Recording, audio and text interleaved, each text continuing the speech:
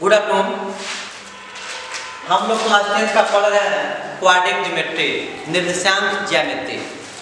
निर्देशांक ज्यामिति में ये बताया जाता है कि दो बिंदुओं की बीच की दूरियां पढ़ लेते हैं। d = x1 - x2 का whole square plus y1 - y2 का होल स्क्वायर, ये पढ़ लेते हैं। ठीक, फिर आप जैसे पढ़ लेते हैं सेक्शन फार्मूला पढ़ लेते हैं, त्रिभुज का क्षेत्रफल पढ़ लेते हैं।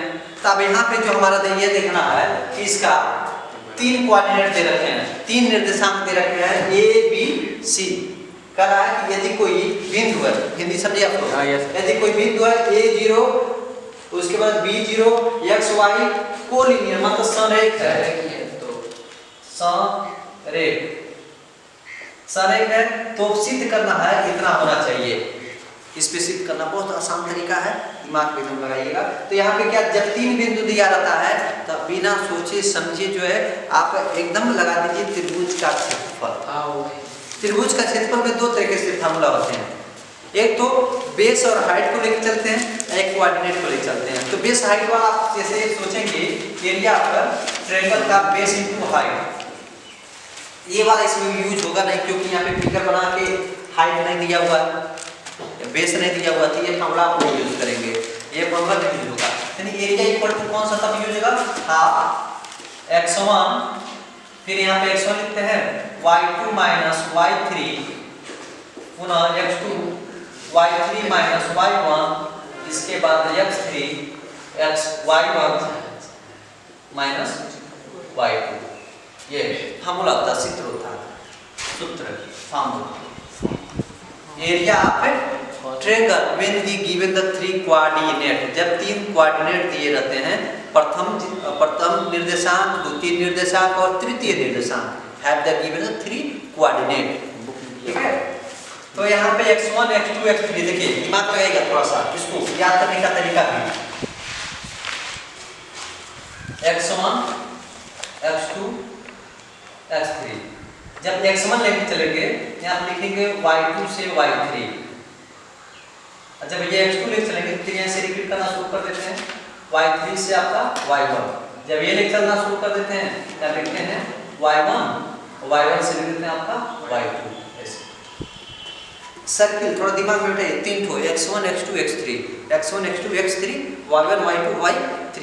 जब x1 ले लिया तो x1 के बाद सीधा y में आइए, तो जब यहाँ पे x1 लिया जा चुका है तो y1 का भी एक भाग छोड़ के y2 पा जाइए, y2 फिर छोड़िए तो y3 हो गया। फिर x1 आप ले चुके हैं तो x2 ले चलिए, x2 ले चलेंगे तो यहाँ पे आप देखिए, यहाँ पे y1 बाद में लेंगे, पहले लिखेंगे y3, भाई 2 के बाद 3 आता तो 3 लिखिए, फिर यहाँ पे y1 हो गया, 3 तक आपकी लिमिट है। फिर जैसे हम x3 पे पहुंचेंगे तो जब यहाँ पे 1 एक लास्ट हो गया है, ठीक है, फिर 1 से आपका y2 हो जाएगा, यानी y1 से y2 हो गया। बस वही दिमाग में, बस एक बार दिमाग से देख लीजिए धनी बने से, तो उसको हमेशा आपके माइंड में से छप जाएगा, half x1 y2 - y3 x2 y3 - y2, ये आपका x3 रहेगा तो y1 - y2। बस सिंपल सा, अब यही सब रहेगा, रखना है, अब प्लस माइनस करना आपको बारीकी से समझ जाएंगे।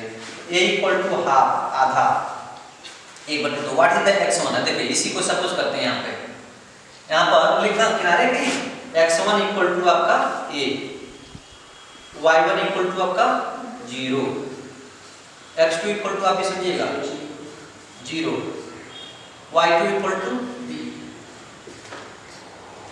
x3 = y3 = y। कई लोग जो है दिमाग में ये लगाते हैं, क्या करते हैं x1 x2 ऐसे मान लेते हैं, नहीं, एक x1 माने तो एक y1 माने, फिर एक x2 माने तो y2 माने, फिर x3 माने तो y3 माने, मतलब दो पार्टिसिपेट होना चाहिए। ठीक है, तो इतना हो गया। देखिए x1 की वैल्यू क्या हो गया हमारा, a लिख दिया, y2 हमारा क्या यहाँ पे b लिख दिया, y3 कितना हमारा y, ऐसे लिख दिया, plus what is the x2 क्या हमारा 0, y3 क्या हमारा y1 कितना हमारा 0, x3 क्या हमारा x, y1 हमारा क्या है 0, y2 क्या हमारा b। a = हाफ इसका इसमें मल्टीप्लाई, इसका इसमें मल्टीप्लाई तो कर दीजिए इसी a b minus a y, right. हाँ यहाँ घटाना ना कुछ भी आए, जब आगे आगे ये जीरो है तो मल्टीप्लाई करके क्या आ जाएगा जीरो, आपका करोड़ों रुपया आ गया, अब उसका कोई यूज ना हो तो बेकार है। जब जीरो से मल्टीप्लाई करें तो जीरो, उससे कोई वैल्यूएशन खत्म, ये लिखना जरूरी नहीं है। फिर क्या जाएगा आपका ये जीरो, फिर ये कितना जाएगा माइनस एक्स पी, डायरेक्ट लिखना, जब प्लस होता प्लस जीरो लिखना जरूरी है नहीं, तो यहाँ पे प्लस में से मल्टीप्लाई माइनस, यहाँ पे हो जाए आपका एक्स बी, बहुत सही, ठीक। अब यहाँ पे ये दिमाग लगाना है कि ये कहा जा रहा है कि एरिया जब संरेख दिया रहता है तो ये समझ लेना चाहिए दैट मींस एरिया वहां पे क्या दिया है जीरो, जो उसका रिजल्ट आएगा, परिणाम आएगा संरेख से पहले वो हमारा जीरो होगा ऑलवेज, तभी ये पॉसिबल है। तो यहाँ पे जीरो रखेंगे और जीरो का जब मल्टीप्लाई इसमें हम करेंगे तो क्या जाएगा हमारा जीरो जाएगा, तो डायरेक्ट लिख दे जीरो, खत्म कर दो। यहाँ पे हमने लिख दिया zero equal to a b minus a y और माइनस एक्स बी। आप इन दोनों को इधर ट्रांसफर कर सकते हैं, तो देखिए ये आपका यहाँ है क्या जाएगा ए वाई और यहाँ पे एक्स बी इक्वल टू क्या होगा ए बी। हाँ बहुत सही, आपको लाना ये लाना है, तो दिमाग लगाइए यार यहाँ पे ए बी दिया हुआ है, यहाँ पे हमें क्या चाहिए 1, तो तुरंत ये सोचो कि हम इससे डिवाइड कर देते हैं, डिवाइड कर दो आसानी से आ जाएगा, ठीक है। डिवाइड करेंगे ए बी से, ए बी इसके नीचे भी आएगा, इसके नीचे भी आएगा, यहाँ पे 1 आ जाएगा, तो देखिए 1 आ जाएगा, ठीक है। इस तरह से भी कर सकते हैं, या आप जो है थोड़ा भाषा में लिखना चाहेंगे तो लिख दीजिए दोनों पक्षों में ए बी से भाग करने पर, दोनों पक्षों में ए बी से भाग करने पर, इस तरह भाषा के साथ लिखिए या यही सब ऐसे डिवाइड कर दीजिए। नियम है भाई, मल्टीप्लाई तो डिवाइड होता है, नियम है आपको, ठीक है।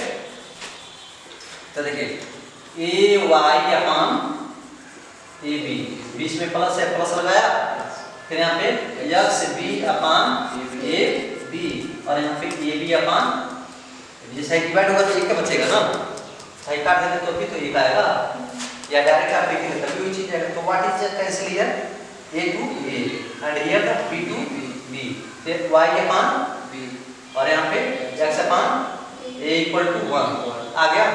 अरे ये पहले लिखा, उसके बाद में 2 + 3 तभी 5 आया, 3 + 2 तभी 5, क्या लिख दीजिए आप x अपॉन a और y upon b equal to आपका कितना आ जाएगा 1, हेंस हिंदी बोलते हैं इति सिद्धांतम।